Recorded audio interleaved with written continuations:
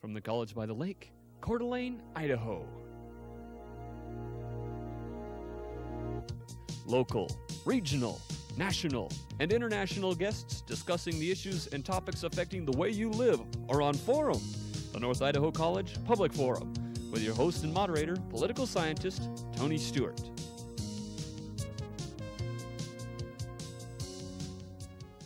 Some months ago, we had a program in which we announced to you, our viewers in the various states and in Canada, that Idaho was going to become one of those states in that program called Kids Voting. We joined about 23 or 24 other states in doing that. It was almost a year ago that we came to you with that news, and we're coming back today with the results of that first experiment here in North Idaho in the municipal elections. And as we go through today's program, I can announce in advance that that project was a great success in November, and we want to tell you about that success story and what will be happening in the future in Idaho and many other states with this national organization called Kids Voting USA. Welcome to the program, first of all, is our guest, Lana Hamilton. She is a speech-language pathologist with the Coeur d'Alene School District, and she also became a volunteer in this program, serving on the committee that went countywide here in North Idaho and Kootenai County to put this in place. Lana, it's a pleasure having you on the program. Without the educators, this could not happen, and we thank you and congratulate you for your work, and not only your school district, but the others in Kootenai County, such as Post Falls and Lakeland or Rathdrum area. Welcome to our program. Thank you. And we're also very pleased to have on the program the chairman of the board of directors of Kids Voting Idaho. He's been on board from the very beginning and has helped lead this success story. And I want to recognize the Coeur d'Alene Press and the North Idaho Business Journal that Jim Thompson serves as the publisher. And I want to say to our viewers that they became the sponsor from the very beginning, and without them too, this could not have got off the ground with all the publicity and attention needed. And Jim, congratulations to you as the chair of the board and to your organization that has made this a success story in 1995. Well, thank you, Tony. I'm happy to be here today. And as always, I'm very pleased to have our two regular panel members to join in questioning our guest on today this very interesting subject. First of all is Janelle Burke, an attorney in the state of Idaho, and next to her is Steve Shink, who is the Dean of College Relations and Development at North Idaho College, and I shall ask Janelle to commence today's questioning. This was a very successful venture, and Jim, can you tell us exactly what is Kids Voting so that people who might not have seen the program last year will understand and know what the program is about? Well, Kids Voting is what the name implies, but what we've offered here is an opportunity for schools to be involved and to involve their students in a curriculum to study the issues and the candidates in the elections that as adults that we all participate in, and give them an opportunity to participate by actually going to the polls, the same polls that you would attend, but somewhat separate, and go to the Kids Voting polls and register their vote for candidates and issues. And Lana, you were one of the people who was on the planning committee for this particular program, and can you tell us some of the background of it and what the results were? I understand that you formed a curriculum guide, you have some ideas, and so can you explain to our viewers what went into making a successful program? We began early in 1995 and gathered as educators from all over the county and began with a workshop at the Coeur d'Alene Resort, and we began then learning about kids voting and how we might participate. We were actually given the curriculum guides that have been it's a culmination of all of the other previous states' efforts, and they have put together some of the best ideas and given all kinds of ideas from kindergarten through secondary education, and we were trained then to begin implementing the program.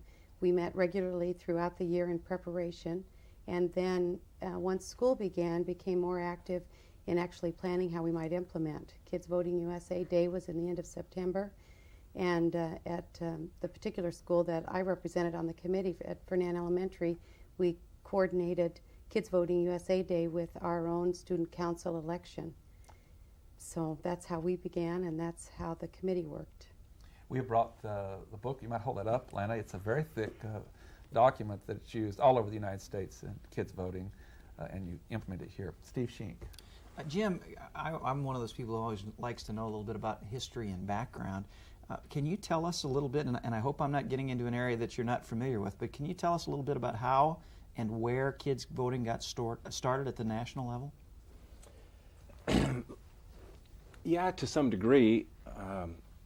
I became aware of kids voting through the state of Arizona, where the USA program was where it started, where it developed.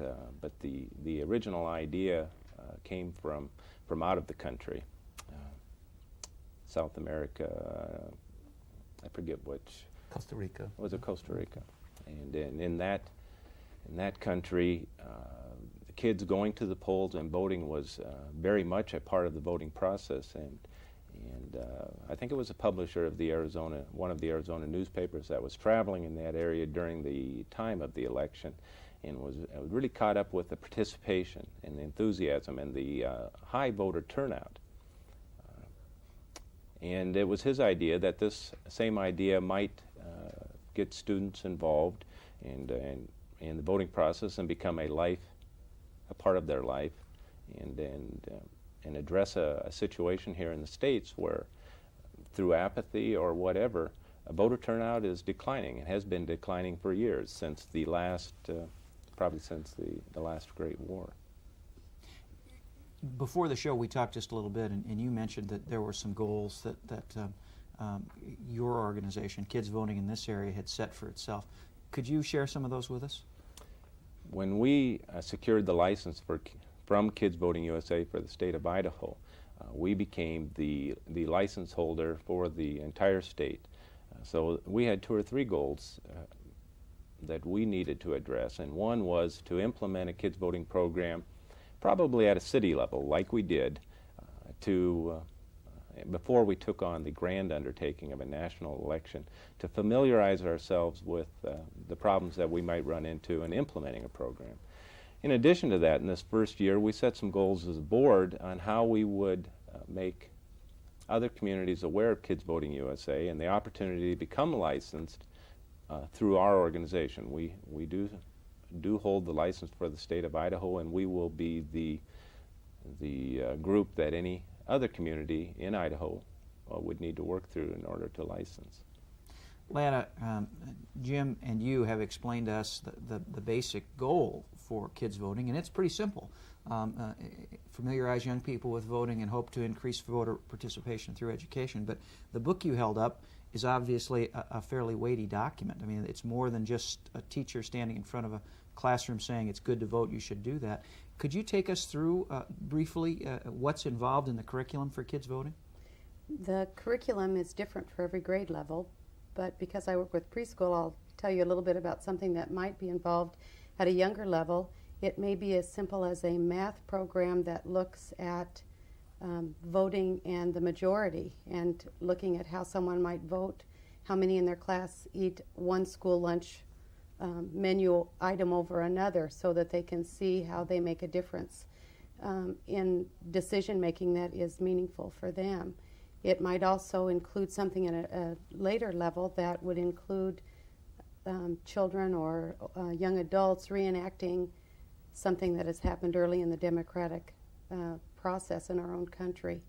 And it is across all of the different areas of learning. There are math, there are social studies, there are science ideas, so that you could teach it at any point in your teaching day. They've tried to make it very easy for teachers, and something that's easy to implement. There's also included all kinds of clip art, things that you can use, the I voted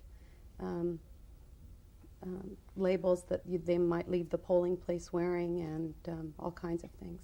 Is it a fairly standardized curriculum, or do individual classroom teachers have a lot of leeway in determining what they'll do, when they'll do it, what segments they use, what segments they don't? I believe it has been offered as a resource, so they may do whatever they want to do in addition. I know that we announced in our faculty meeting that they would be able to look at the speakers forum, the candidate forum, So they might actually use that in their classroom at the time before an election. Jim, we want to get right to the heart of how this turned out. And for our viewers who are not familiar with kids voting, there are several criteria to make it work. One is that the young people, K through 12, cannot cast their votes at the school. They must wait and go with their parents to the actual voting place where their parents vote. The idea behind this is that you'll increase the voter turnout of adults. And number two, by incorporating it with the family, there's more discussion of issues. And so we have some results from the city elections here in North Idaho, and I want you to take us through it. Before we put up on the screen our first table, how many young people, and again I want to say to the viewers that this first experiment was in Kootenai County, which encompasses Coeur d'Alene and Post Falls and Rathdrum and Hayden Lake and so forth. How many young people actually went to the polls in November for the municipal elections? It was reported that 2,700 students went to the polls, the actual voting booths in the various precincts, and cast their ballots. In those different cities? In those different cities. From all those different school districts? A pretty big number, I'd say. Yes. We were pretty thrilled. Yes. And certainly that was impacted a little bit by whether or not there were issues and candidate issues in the various cities. Not a common issue. I'm going to ask them to put up on the screen our first chart now. And this was an exit poll that was taken, I believe, at a total of 6 precincts. There are a lot more precincts than that. But here comes the chart up on. And explain to us what this is and why that's impressive. Okay, the first one. Would you have voted in 1995 without kids voting? With 33 point. Let's see here again. Would you have voted in without kids voting? 33.8% said no. Boy, that's a pretty significant number when you look at the overall low turnouts that we get, especially for a city election. Yeah, it can be like 15 or 16% total voter turnout. And I would add to your comments to the viewers is that only parents who were coming into those 6 precincts with a child were asked this question. A lot of people came in and they didn't have children with them, but based upon the fact that many parents said that did affect their turning out to vote, can you take that then to the county-wide level? And I know the clerk auditor indicated what he thought that might have done to the turnout. Well, our county clerk thought that voter turnout was probably up between 4 and 5%, which is pretty consistent with what Kids Vote USA told us has been happening at a national level. And so we're happy with that number too. And of course we look at it down the road. If you keep this program going for years and years, as we intend to, that'll be cumulative. Mm-hmm. It's very interesting. Another thing that we have to put up on the screen is a table. Another question was asked at the exit polling was, did this affect your discussing issues with your child or the kids voting? Would you share that with us? Yeah, as far as parents indicating whether or not their children had an impact on the information that they absorbed during the election. 61.4% indicated that it did make a difference. And of course that was one of the key things we hope to accomplish. Our curriculum is to, as depending upon the grade level, is to get the students involved in gathering information to make informed decisions. And discuss that with their parents and have that be a part of that interaction. And that's really incredible to me. That is, isn't it? And the Idaho Board of Directors that you chair was really wondering if this exercise was going to be like it was in other states. And I have one more question before going back to the panel. There's been some studies done, one at the University of Wisconsin at Madison and at Arizona, but the Stanford University study was really interesting. And I think that you can testify that locally some of their findings they did nationally would apply. But would you share with them a critical study was done with some skepticism at first and what the outcome of that study was? Yeah, and the outcome of that study, and as you indicate, done very skeptically because there's been a number of organizations that have attempted to address the voting issue in the United States and to try and figure out ways to get the voting populace to become aware and get involved in the voting process. This particular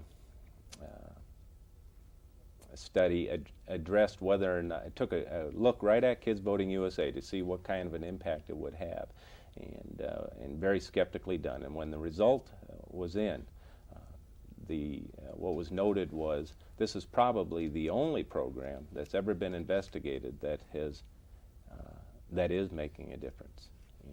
And to come from an organization like Stanford, that lends a lot of weight to Yes. the study. Janelle Burke.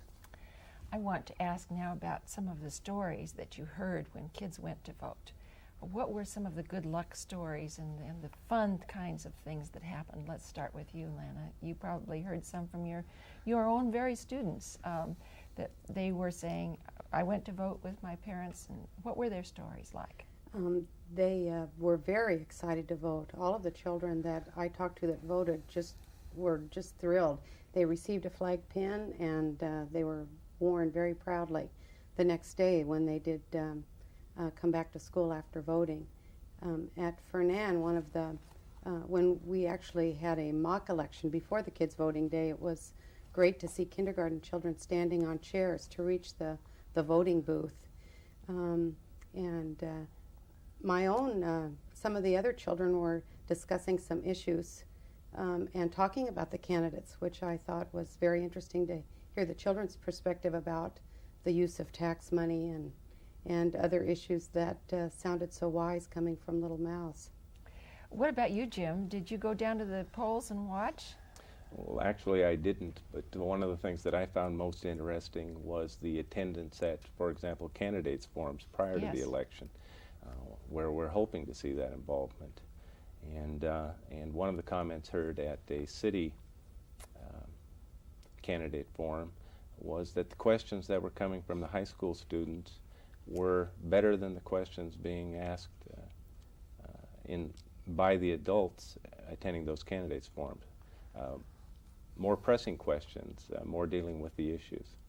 I would suspect in some cases that the students have not yet formed a single issue kind of approach to things, that sometimes adults have something, particularly in local elections, that they really want to see happen, and that students would take a more broad overview. Would you find that to be true? Surprisingly, and I guess it would depend upon every election, but and again, another example I would give, I knew a representative of an organization that was going to attend a city candidates forum and went with a list of questions that were going to be asked. And when compared to the high school students' questions prior to the forum, they were identical, although probably better worded. Steve Shink. As we pointed out several times during the course of the show, the program has been tremendously successful this year. 2,700 kids voting is an accomplishment you ought to be proud of. Have you got a goal for the future? Are you going to try to increase that number significantly or move this program beyond its current boundaries? Do you want to answer that? Well, I would think that there would be no place to go but forward and up with what we've done for the trial run. We learned a lot starting with the city election, and I would anticipate next year that we will, with it being a presidential election, we can anticipate a lot of involvement from the children. I would assume that a presidential election would be discussed much more at home, and I also think that we know more what we're doing and how we're going to do it, and things will be able to be done more smoothly, and we can implement more of the actual suggested curriculum ideas and improve what we did this year. Jim, that success didn't happen accidentally. A lot of people, including the two of you, put in many, many hours of time and effort. Tell us a little bit about the structure behind kids voting and the response that you received in the community from your efforts to get things organized. Well, kids voting is an entirely volunteer idea and voluntarily funded organization. So it takes some people that are interested initially to put an organization together and then provide the funding and then share that information with the variety of people it's going to take to pull it off. A key to our success has been we actually develop the funding, to hire an executive director, to put the work into the project that needed to be done initially. And getting started is a little bit tough. You realize that a kids voting election like this is going to initially raise some eyebrows. It's going to impact the actual polling process. People worry about things like congestions at the polls, and people that actually have to keep track of the information, like the county clerk, worry about what kind of an impact it would have at the polls. We knew that we needed to get the information out in front of the school boards, the school supervisors, the teachers, who, and I think this is a key thing to note, voluntarily determine whether or not they're going to implement that curriculum into their classroom.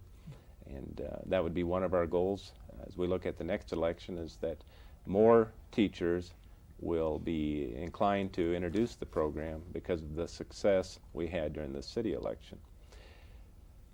And then I think we had to organize, and Tony, you worked on this with us, over 150 volunteers to actually man the polls.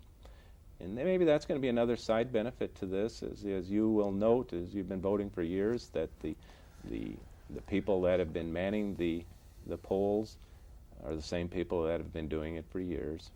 And we need to get some more people involved in. And this project will do it.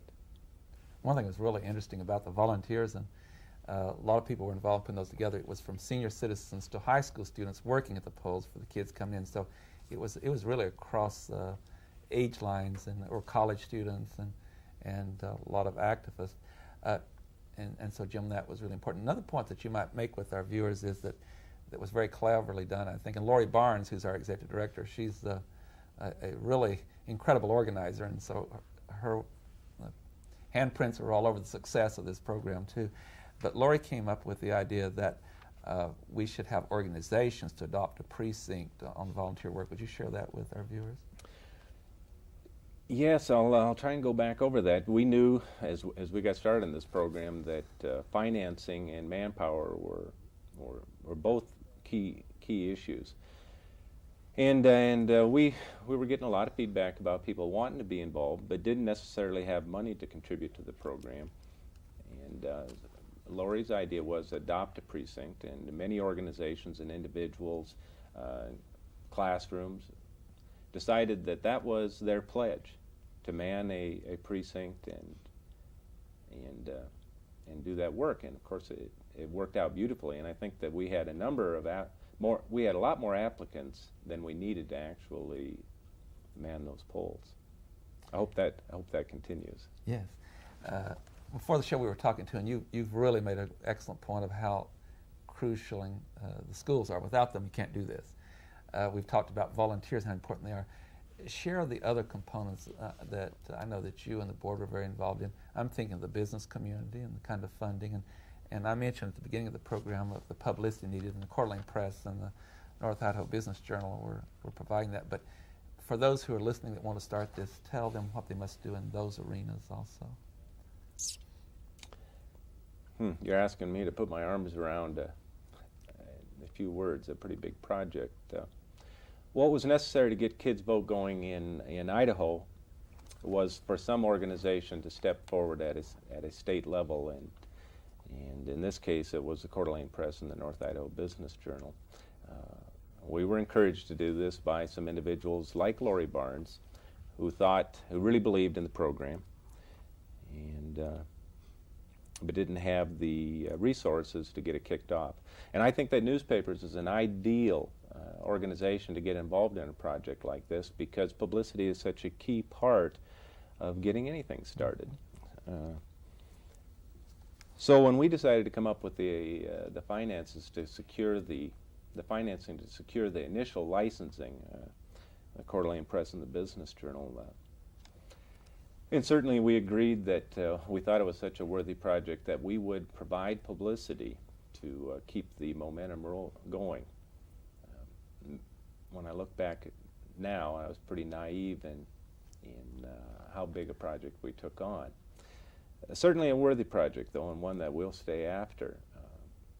We mobilized a 12-person board to go out and raise, I believe, probably close to $50,000 in cash to finance our endeavors so far. Certainly a part of what we had to get done this year is to recognize our responsibility as the licensing agent for the entire state. We've had to do quite a bit of traveling to share the information about Kids Voting USA with other communities. Several trips to Boise. I think we have the communities of Boise and Lewiston pretty interested. Somebody in those, or some organization in those communities, will have to step forward too.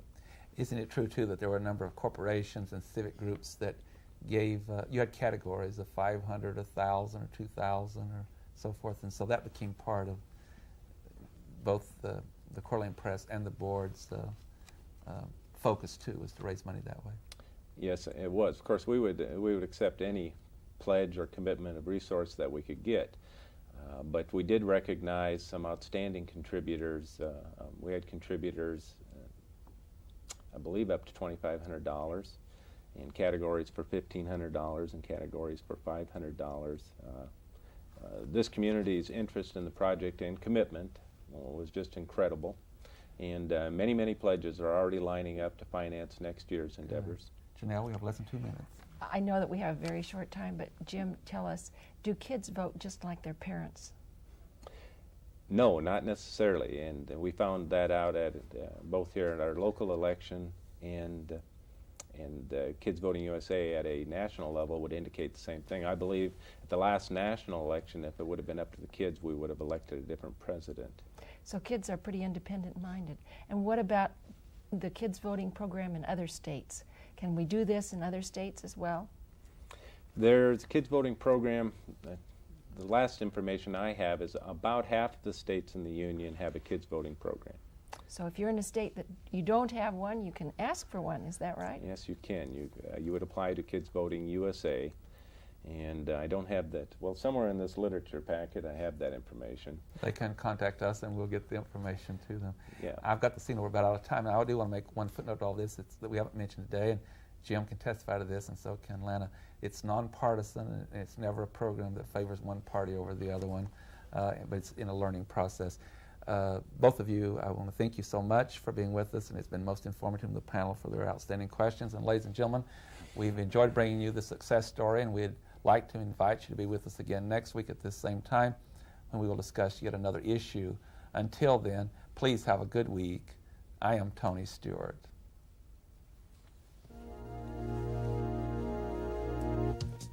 The North Idaho College Public Forum was videotaped live from the studios of Instructional Technology on the campus of North Idaho College for viewing at this more appropriate time. We invite you to join us again next week for another all-new edition of the North Idaho College Public Forum on this public television station.